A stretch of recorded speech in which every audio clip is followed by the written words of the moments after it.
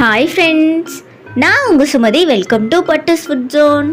இன்றைக்கி நம்ம ஒரு கப் பாசிப்பருப்பை வச்சு மாவரைச்சி கஷ்டப்படாமல் குக்கரில் ரொம்பவே சிம்பிளாக முறுக்கு ரெசிபி எப்படி பண்ணுறதுன்னு பார்த்துடலாம். வீடியோக்குள்ளே போகிறதுக்கு முன்னாடி சேனலை சப்ஸ்கிரைப் பண்ணிவிட்டு வீடியோக்கு ஒரு லைக்கும் கொடுத்துருங்க. வாங்க வீடியோக்குள்ளே போகலாம். முறுக்கு பண்ணுறதுக்கு ஃபஸ்ட்டு ஒரு குக்கரில் 1 ஸ்பூன் அளவுக்கு நெய் சேர்த்துக்கலாம். நீங்கள் நெய்க்கு பதிலாக எண்ணெய் இல்லை டால்டா கூட சேர்த்துக்கலாம். நம்ம சேர்த்த நெய் கம்ப்ளீட்டாக உருகி வந்ததும் இது கூட 3/4 கப் அளவுக்கு பாசிப்பருப்பு சேர்த்துக்கலாம். இது 1 கப்புக்கும் கம்மியாக நான் சேர்க்குறேன். மிதமான சூட்டில் பாசிப்பருப்பை நல்லா வறுத்துக்கலாம். ஸ்டவ்வை மீடியம் ஃப்ளேம்லேயே வச்சுட்டு வறுத்துக்கோங்க. அப்போ தான் பாசிப்பருப்பு டக்குன்னு கலர் மாறாமல் நல்லா வறுந்து வரும். பாசிப்பருப்பு நல்லா வறுந்துருச்சு. இது கூட 2.25 கப் அளவுக்கு தண்ணி சேர்த்துக்கலாம். பாசிப்பருப்பு நல்லா குழஞ்சி வெந்து வரணும். அதுக்காக நம்ம 2.25 கப் அளவுக்கு தண்ணி சேர்த்துக்கிறோம். இப்போ இதை நல்லா கலந்து விட்டுட்டு குக்கரை மூடி 4 விசில் விட்டு எடுத்துக்கலாம். பாசிப்பருப்பு நல்லா குழஞ்சி வெந்து வரணும். 4 விசில் விட்டால் கரெக்டாக இருக்கும். ப்ரெஷர் ஃபுல்லாக ரிலீஸ் ஆனதும் இதை ஓப்பன் பண்ணிடலாம். பாருங்கள், இது நல்லா குழஞ்சி வெந்து வந்திருக்கு. இப்படி இருந்தால் தான் முறுக்குக்கு கரெக்டாக இருக்கும். குக்கரில் சேர்த்துட்டு முறுக்கு செஞ்சால் முறுக்கு சீக்கிரமாக கெட்டு போயிடும்னு நினைக்காதீங்க. இது 2 மாதத்துக்கு நம்ம ஸ்டோர் பண்ணி சாப்பிடலாம். நம்ம வேக வச்ச பாசிப்பருப்பை மிக்ஸி ஜாருக்கு மாற்றிட்டு தண்ணி எதுவும் சேர்க்காம நல்ல ஒரு கெட்டியான ஃபைன் பேஸ்ட்டாக அரைச்சி எடுத்துகிட்டு வந்துடலாம். பாருங்கள், இந்த அளவுக்கு இருக்கணும். நம்ம வேக வச்ச பாசிப்பருப்பை கம்ப்ளீட்டாக ஆறுனதுக்கப்புறமா மிக்ஸி ஜாருக்கு மாற்றிக்கலாம்.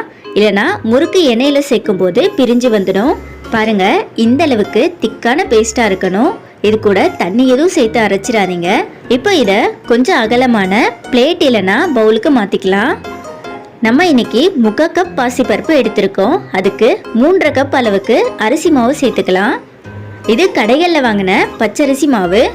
நீங்கள் கடையில் வாங்குறதுக்கு பதிலாக வீட்டில் அரைச்ச மாவு கூட யூஸ் பண்ணிக்கலாம். கடைகளில் வாங்கின எந்த அரிசி மாவில் வேணாலும் நம்ம இந்த முறுக்கை செய்யலாம். இப்போது 1 ஸ்பூன் அளவுக்கு உப்பு சேர்த்துடலாம். கூடவே 2 ஸ்பூன் அளவுக்கு வெள்ளை எள் சேர்த்துக்கலாம். நீங்கள் கருப்பு எள் கூட சேர்த்துக்கலாம். இல்லைனா அதுக்கு பதிலாக ஓமம் இல்லை ஜீரகம் கூட சேர்த்துக்கலாம். இப்போ இதை எல்லாத்தையும் நல்லா கலந்து விட்டுடலாம். இந்த ஸ்டேஜில் தண்ணி எதுவும் சேர்க்க வேண்டாம். நம்ம பாசிப்பருப்பு பேஸ்ட்டோடவே இதை நல்லா மிக்ஸ் பண்ணி விட்டுடலாம். பருப்பில் இருக்க ஈரப்பதமே சில மாவுக்கு போதுமானதாக இருக்கும். நீங்கள் எடுக்கிற மாவோட தன்மைக்கு ஏற்ற மாதிரி தண்ணி தேவைப்படும். இந்த அளவுக்கு மிக்ஸ் பண்ணதுக்கப்புறம் இது கூட நல்ல சூடான நெய் 2 கரண்டி அளவுக்கு சேர்த்துக்கலாம். நீங்கள் நெய்க்கு பதிலாக எண்ணெய் கூட சேர்த்துக்கலாம். நெய் நல்லா சூடாக இருக்கும். ஒரு கரண்டி வச்சு கலந்து விடுங்க. கையால் தொட்டுடாதீங்க. இந்த அளவுக்கு நல்லா மிக்ஸ் பண்ணதுக்கப்புறமா இது கூட சூடான தண்ணி கொஞ்சம் கொஞ்சமாக சேர்த்துட்டு மிக்ஸ் பண்ணிக்கோங்க. தண்ணி நல்லா சூடாக இருக்கணும். அப்போ தான் முறுக்கு பிரிஞ்சு வராமல் இருக்கும். எனக்கு எக்ஸ்ட்ரா 1 கப் அளவுக்கு தண்ணி தேவைப்பட்டுச்சு. உங்களோட மாவுக்கு ஏற்ற மாதிரி உங்களுக்கு கூடவோ குறையவோ தண்ணி தேவைப்படலாம். பாருங்க, மாவு எடுக்கும்போது இந்த கன்சிஸ்டன்சிக்கு இருக்கணும். இந்த அளவுக்கு சாஃப்டாக இருந்தால் தான் முறுக்கு புழியறதுக்கு ஈஸியாக இருக்கும். மாவு டக்குன்னு ட்ரை ஆகிடும். ஒரு மூடி போட்டு க்ளோஸ் பண்ணி வச்சிடலாம். இப்போது முறுக்கச்சில் கொஞ்சமாக ஆயிலில் நெய் அப்ளை பண்ணிக்கலாம். முறுக்கச்சோட எல்லா பாகங்கள்லையும் நம்ம எண்ணெய் அப்ளை பண்ணிக்கலாம். அப்போ தான் மாவு ஒட்டி வராமல் புழியறதுக்கு கரெக்டாக இருக்கும். இப்போது தேவையான அளவுக்கு மாவு எடுத்துட்டு இது போல் ஓவல் ஷேப்க்கு உருட்டிக்கோங்க. அப்போ தான் முறுக்கச்சில் வைக்கிறதுக்கு கரெக்டாக இருக்கும். அச்சு ஃபுல்லாக மூழ்கிற அளவுக்கு மாவு வைக்கக்கூடாது. அப்புறம் நம்ம புழியறதுக்கு கஷ்டமாக இருக்கும். கொஞ்சம் கேப் விட்டு மாவு வச்சுக்கோங்க. அப்போ தான் இது போல் புழியறதுக்கு ஈஸியாக இருக்கும். இப்போது இது போல் ஒரு குட்டி பிளேட் இல்லை ஜல்லிக்கரண்டி கூட எடுத்துக்கலாம். அதுக்கு மேலே லைட்டாக ஆயில் அப்ளை பண்ணிவிட்டு முறுக்கு புழிஞ்சிடலாம். அப்போ தான் எண்ணெயில் சேர்க்கும் போது ஒட்டி வராமல் இருக்கும். நான் இன்னைக்கு தேன்குழல் அச்சு எடுத்திருக்கேன். உங்களுக்கு எந்த அச்சு பிடிக்குமோ அதில் நீங்கள் ரெடி பண்ணிக்கோங்க. நான் ஆல்ரெடி பொரிக்கிறதுக்கு தேவையான அளவுக்கு எண்ணெயை ஹீட் பண்ணி வச்சுருக்கேன். முறுக்குலேருந்து கொஞ்சமாக போட்டு பாருங்கள். இது போல் எழும்பி வந்துருச்சுன்னா எண்ணெய் கரெக்டான பக்குவத்துக்கு இருக்குன்னு அர்த்தம். இந்த ஸ்டேஜில் நம்ம முறுக்கு சேர்த்துக்கலாம். நீங்கள் பிகினர்ஸாக இருந்தால் இது போல் தட்டு வச்சு ட்ரை பண்ணாதீங்க. கொஞ்சம் நீட்டு பொடி போட்ட ஜல்லிக்கரண்டியில் இது போல் முறுக்கு சேர்த்துக்கோங்க. அப்போ ரொம்பவே ஈஸியாக வரும். பாருங்கள், இது உள்ளே சேர்க்கறதுக்கு ரொம்பவே ஈஸியாக இருக்கும். எண்ணெயும் மேலே தெரிக்காது. உங்கள் கடாயில் எத்தனை முறுக்கு பத்துதோ அந்த அளவுக்கு முறுக்கு சேர்த்துக்கோங்க.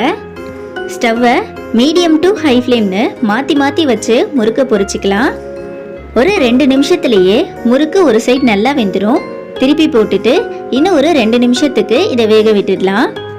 எண்ணெயில் சேர்த்து பொரிக்கும் போது முறுக்கு பிரிஞ்சு வந்ததுன்னா கூட கொஞ்சமாக அரிசி மாவு சேர்த்து மிக்ஸ் பண்ணிக்கோங்க. அப்போது முறுக்கு பிரியாமல் நல்லா கெட்டியாக வரும். 2 சைடும் நல்லா கோல்டன் கலர் வந்ததும் நம்ம இதை வெளியே எடுத்துடலாம். அப்படியே எடுத்து வேறு பிளேட்டுக்கு மாற்றிடாதீங்க.